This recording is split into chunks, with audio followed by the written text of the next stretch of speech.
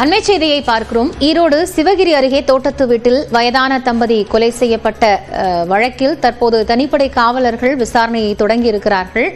இதில் தற்போது இருக்கக்கூடிய நிலையில் அந்த பகுதிக்கு வந்த மர்ம நபர் யார் என்பது குறித்த விசாரணை என்பது நடைபெற்று வருகிறது. அவர் மீது தற்போது காவலர்களுக்கு சந்தேகம் எழுந்திருக்கிறது. கூடுதல் தகவல்களை செய்தியாளர் பாபுவிடம் கேட்கலாம். பாபு, விசாரணை நிலவரம் என்ன?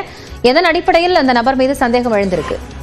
வணக்கம் காயத்ரி. அதாவது ஈரோடு மாவட்டம் சிவகிரி மேற்கு கரையான் தோட்டத்தை சேர்ந்த ராமசாமி கவுண்டர் மற்றும் அவரது மனைவி பாக்கியம் வயதான தம்பதிகளான இவர்கள் தோட்டத்து வீட்டில் தனியாக வசித்து வருகின்றனர். இவர்கள் 2-3 நாட்களாக இவருடைய மகன் கௌரி சங்கர் போன் செய்த போதும் எடுக்காத காரணத்தால் அருகில் இருந்த உறவினர்கள் மூலம் அவர்களை சென்று பார்த்தபோது அவர்கள் இருவரும் கொலை செய்யப்பட்டு இருப்பது தெரிய வந்தது. இதனையடுத்து காவல்துறையினர் நேற்று இரவு ஈரோடு மாவட்ட காவல் கண்காணிப்பாளர் சுஜாதா மற்றும் மேற்கு மண்டல ஐஜி செந்தில்குமார் ஆகியோர் அந்த இடத்தில் விசாரணை செய்தனர். விசாரணையில் பாக்கியம் அணிந்திருந்த தாலிக்கொடி மற்றும் வளையல்கள் உள்ளிட்டவை கொள்ளை போன்று தெரிய வந்தது. இதனை அடுத்து அந்த உடல்களை கைப்பற்றிய காவல்துறையினர் பிரத பரிசோதனைக்காக ஈரோடு மாவட்டம் பெருந்துறை அரசு மருத்துவக் கல்லூரி மருத்துவமனைக்கு அனுப்பி வைத்தனர்.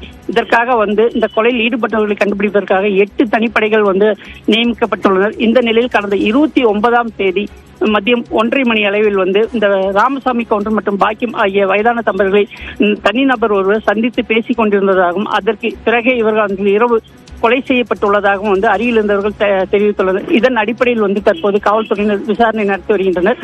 மேலும் இந்த கொலை குற்றவாளிகளை கண்டுபிடிப்பதற்காக 8 தனிப்படைகள் அமைக்கப்பட்டுள்ளன. அவர்கள் அந்த பகுதி முழுவதும், அதாவது முத்தூர், வெள்ளக்கோயில், சிவகிரி போன்ற பகுதியில் விசாரணையை தொடங்கியுள்ளனர். மேலும் அருகில் தோட்டத்தில் வசிப்பவர்களும் அவர்கள் விசாரணை நடத்தி வருகின்றனர்.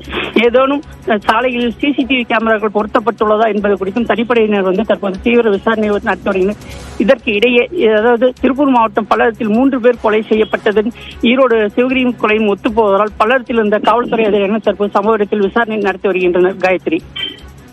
பாபு, ஒரே ஒரு நபர் மட்டும்தான் இந்த சம்பவத்தில் ஈடுபட்டிருக்க கூடும் அப்படிங்கிற சந்தேகம் இருக்கா, அல்லது இது ஏதேனும் ஒரு கும்பல் மூலமாக நிகழ்த்தப்பட்டிருக்குமா? இதுவரைக்கும் கிடைத்திருக்கக்கூடிய தகவல்கள்ல ஏதாவது தடயங்கள் காவல்துறை வசம் வந்திருக்கா?